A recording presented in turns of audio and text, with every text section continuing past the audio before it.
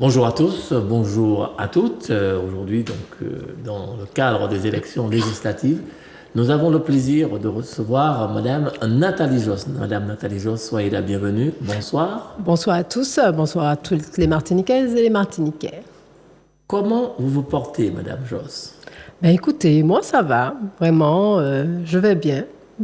Alors, comment vous avez accueilli cette nouvelle de la dissolution de l'Assemblée nationale par le président de la République? Ben écoutez, Qu'est-ce que vous vous êtes dit à ce moment-là? S'agissant d'Emmanuel Macron, je pense, voilà, à mon avis, c'était pas tout à fait une surprise. Ça a été une surprise, mais il avait quand même laissé entendre. On en parlait, on disait, est-ce qu'il va dissoudre? Finalement, les gens n'y croyaient pas. Mais je pense qu'il l'avait déjà planifié depuis un moment. Et donc, je pense que pour certains, c'était une demi-surprise, tout de même. C'est courageux de sa part ou pas? Courageux, non, c'est stratégique. C'est absolument stratégique. Et c'est une stratégie très dangereuse. Je pense qu'on ne joue pas comme ça avec la démocratie et que ce qu'il est en train de faire, c'est un pari dangereux pour la démocratie, c'est un pari dangereux pour les citoyens. Et je pense qu'aujourd'hui, M. Macron est tout à fait coupable de jouer avec cette démocratie qu'il met en danger aujourd'hui. Le danger, c'est qui? Le danger, très clairement, aujourd'hui, c'est que le fascisme, que le racisme du Rassemblement national arrive au pouvoir. Il le sait. Il a fait monter le Rassemblement national pendant de nombreuses années avec sa politique qui attaque systématiquement les acquis sociaux. Il a mis les gens en colère. Il a mis beaucoup de colère dans la population française. Et c'est pour ça qu'aujourd'hui, il se retrouve avec un Rassemblement national très fort, en position de force, alors qu'il avait promis de le faire baisser. Mais aujourd'hui, il savait très bien que ce qu'il était en train de faire au service public, ce qu'il était en train de faire sur l'immigration, ce qu'il était en train de faire aussi avec les profits qu'il distribue aux plus grands. Lorsqu'il est fort avec les faibles et faible avec les forts, il savait très bien qu'il était en train de faire monter le Rassemblement national. C'était une stratégie, mais comme je vous le dis, c'est une stratégie qui est dangereuse. Alors, est-ce que parce qu'on parle d'extrémisme, est-ce qu'il y a de l'extrémisme en Martinique?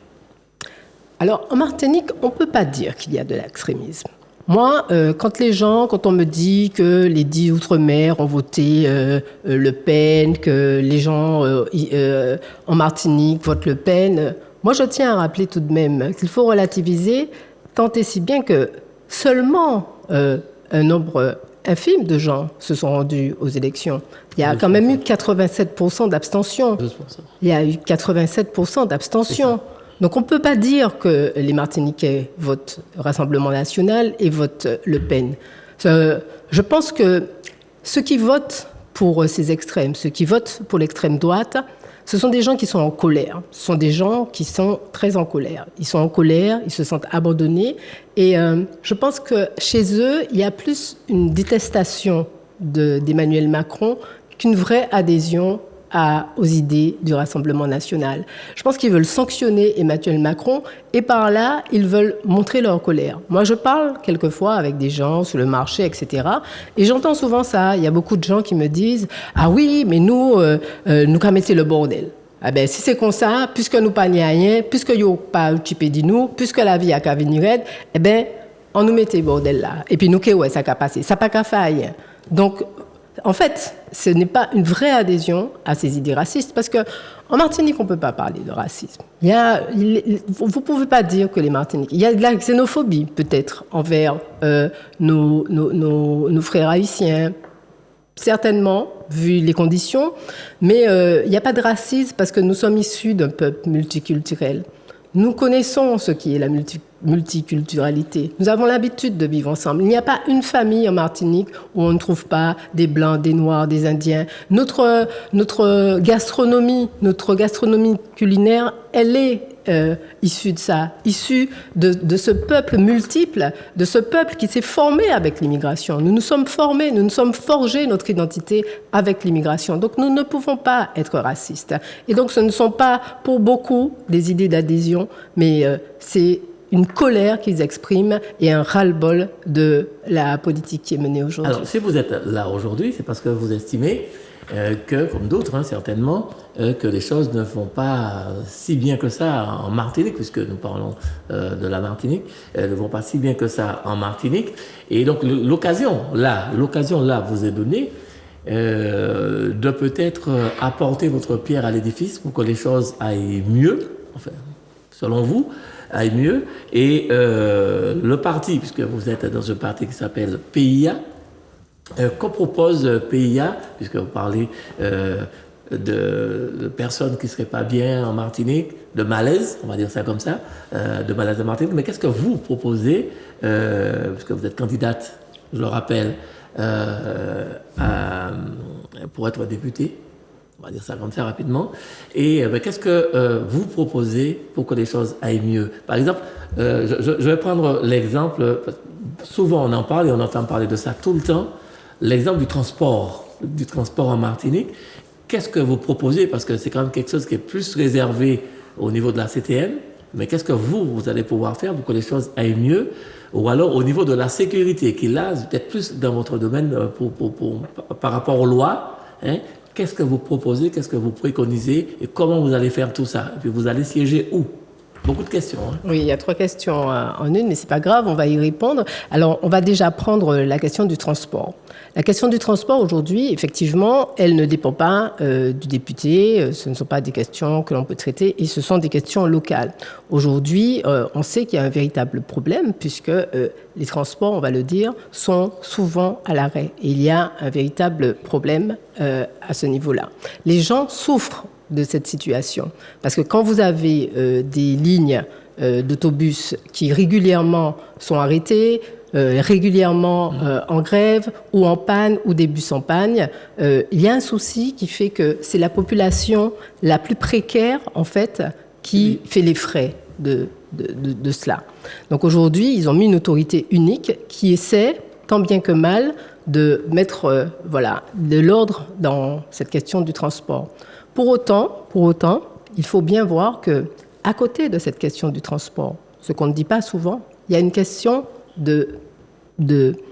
d'économie, en fait, automobile. Dans ce pays, la vente des automobiles, imaginez-vous qu'il y a plus de 10 000 immatriculations par an en Martinique. C'est énorme, d'accord? Et ce marché-là, il est préservé. Ce marché-là, il est préservé. C'est délibéré, vous voulez dire tout ça? C'est certainement délibéré parce qu'il y a un marché à préserver et que pendant de nombreuses années, il n'y a pas eu cet effort conséquent sur le transport. On a laissé les choses se faire. On ne s'est pas penché sur la question avec assez d'insistance pour permettre aux gens, aujourd'hui, de pouvoir se déplacer sur ce petit territoire. D'accord? Or, aujourd'hui, ce qui se passe, c'est que nous sommes en pleine transition écologique. La transition écologique, ça veut dire moins de CO2 et plus d'écologie verte. D'accord? Et c'est ce que nous préconisons. Aujourd'hui, il faut absolument aller vers la transition écologique et ça veut dire moins de transport, plus de transport vert et moins d'automobiles. Et ça, c'est pour... On ne se dirige absolument... de transport comme ça? Mais bien sûr, c'est ce qu'il faut faire. Il faut limiter cette question de l'automobile ici pour pouvoir privilégier les transports maritimes aussi. Parce que les transports maritimes, c'est vraiment... nous sommes entourés d'eau. Mais oui, nous sommes entourés d'eau. Vous savez, avant, les gens, ils se déplaçaient comment? Vous n'êtes pas trop tardé, vous avez parlé d'autres sujets rapidement. D'accord, alors, pour finir très rapidement, les gens, ils se déplaçaient avec les transports terrestres, mais aussi avec les transports maritimes. Donc aujourd'hui, il faut revenir à ça. Il faut mettre en place un véritable système de transport pour les gens, pour que tout le monde puisse se déplacer correctement et laisser de côté ce marché de l'automobile qui aujourd'hui est une véritable source de pollution dans notre île. Comment fait-on pour, au niveau de l'Assemblée nationale, de vous, si vous êtes député demain, pour réussir à endiguer le problème de la violence en Martinique? Parce qu'il existe ce problème. Alors, le problème de la violence, vous savez, ce matin, j'écoutais encore qu'il y avait une fusillade au Lamentin.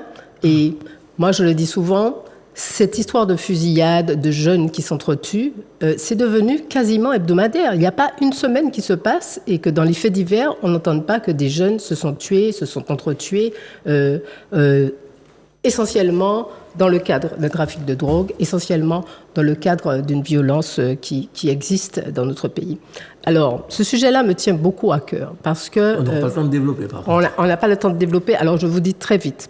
En tant que députée, moi, vraiment, je vais me battre pour qu'aujourd'hui, il y ait un service civique obligatoire en Martinique.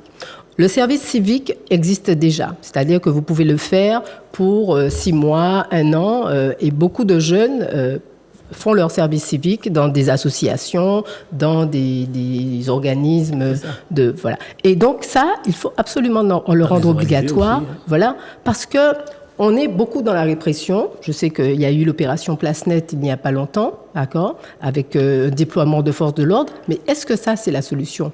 Il faut de la répression, mais il faut surtout de la prévention. Parce que ces jeunes, ils sont en colère. Ces jeunes, la société est violente avec eux.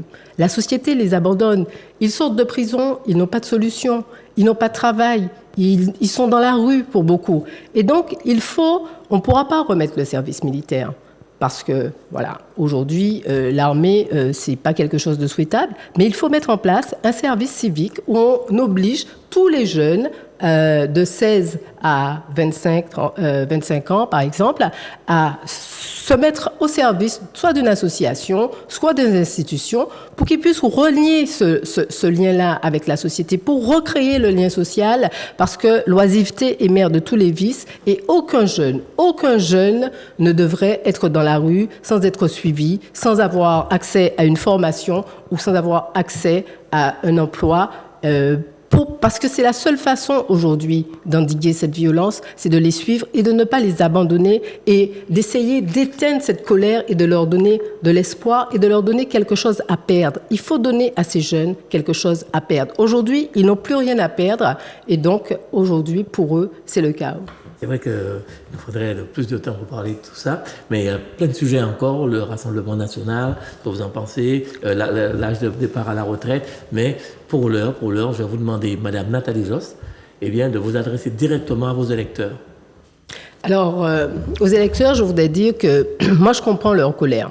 Je comprends qu'ils soient dépolitisés, qu'ils ne s'intéressent plus à la politique, parce qu'ils voient bien que dans la résolution de leurs problèmes quotidiens, dans leur vie quotidienne, rien n'avance et que c'est toujours pour beaucoup la même souffrance, c'est beaucoup aussi la même survie. Les gens, en fait, ils sont en survie.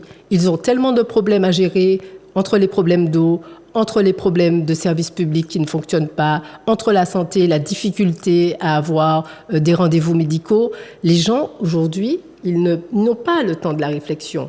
Et donc, moi, je leur dis, je comprends votre désintérêt et je comprends votre colère. Moi, je ne vous demanderai pas de voter pour moi. Moi, je vous dis juste qu'aujourd'hui, l'instant est grave parce que le fascisme, le racisme est aux portes de la France et que nous, ici, nous allons être directement impactés. C'est l'avenir de nos enfants qui est en jeu. C'est les intérêts, la défense des intérêts de la Martinique qui est en jeu aujourd'hui. Donc, ce vote est très important. Il faut aller voter, il faut se mobiliser. Mobilisez-vous parce que demain, notre Martinique souffrira encore plus que ce qui se passe aujourd'hui. Donc, le samedi 29 juin, il y a un espoir, c'est celui du Front populaire avec Jean-Philippe Nilor et Marcelin Nadeau, qui sont montés souvent, mais souvent au créneau pour défendre les intérêts de la Martinique avec la France Insoumise, avec le Front populaire.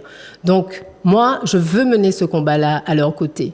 Je le ferai si vous m'accordez votre confiance, mais je vous le dis, il faut aller voter parce que ce vote est primordial. Ce vote est primordial pour notre humanité, pour le vivre ensemble et pour l'avenir aussi de nos enfants, de nos petits-enfants. Madame Nathalie Josse, vraiment merci pour tout cela. Et puis, à mes téléspectateurs, on se donne rendez-vous dans pas longtemps. Et je vous remercie vraiment pour votre attention. À bientôt.